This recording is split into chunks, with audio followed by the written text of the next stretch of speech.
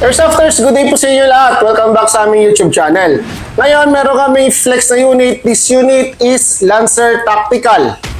Lancer Tactical LT37 Gen 2 MCA.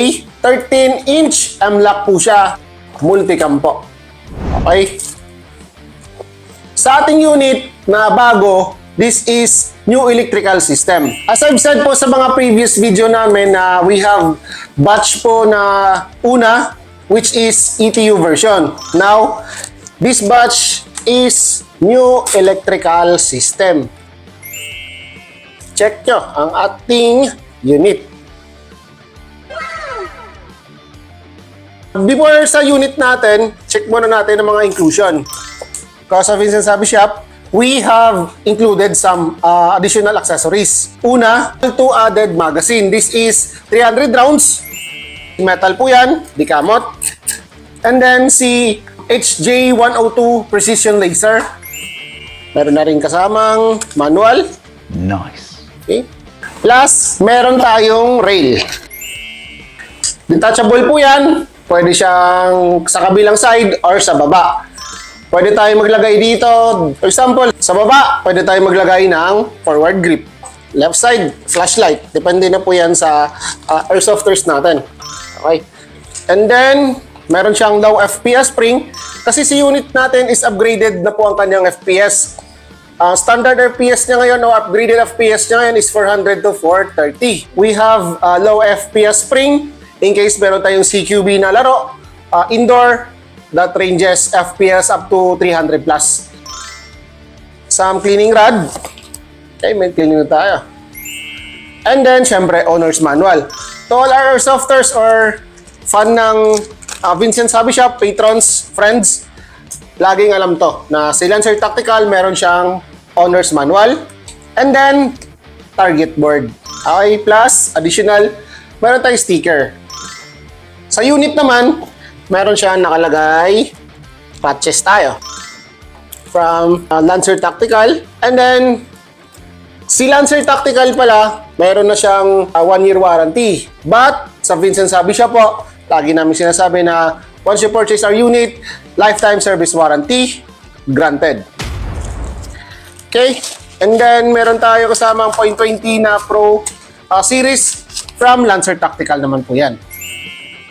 And lastly po, sa mga new arrivals namin na Lancer Tactical, we have included hard case na po. Wow. Now, let's proceed na po sa unit natin. Okay, stock bat po tayo. Okay, retractable po yan. Front sight, rear sight is detachable and flip up po. Okay. Wow. Okay, kita nyo. 13-inch M-LOK quad rail plus meron na tayong flash hider.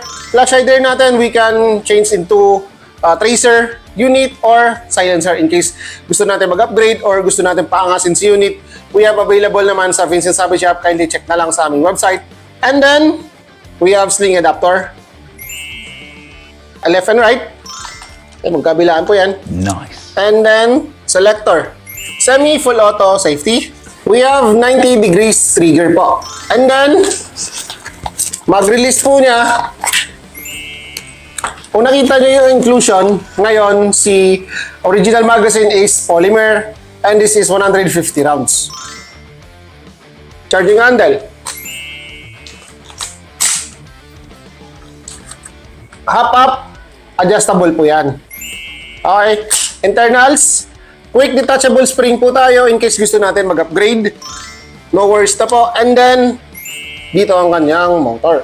Goods na goods po yan. Kaya upgradable po ang ating unit. Kaya no worries na po kasi naka-new electrical system na po siya. Like before na naka-ETU, medyo mahirap po siya or medyo magastos pag i-upgrade natin sa parts and then sa ating ETU unit mismo. Okay. Ito na po ating unit, Lancer Tactical LT37 MCA Gen 2 Viking 13 or ating multicam na unit.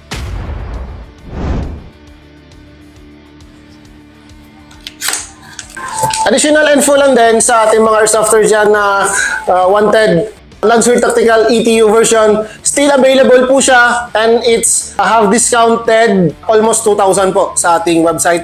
Kindly check po yan sa mga airsofters natin dyan. For more inquiries, kindly check po sa aming website, jansairsoft.com, and then sa aming Facebook and YouTube account, Vincent Sabi Shop. RC po hanggang sa muli. Thank you.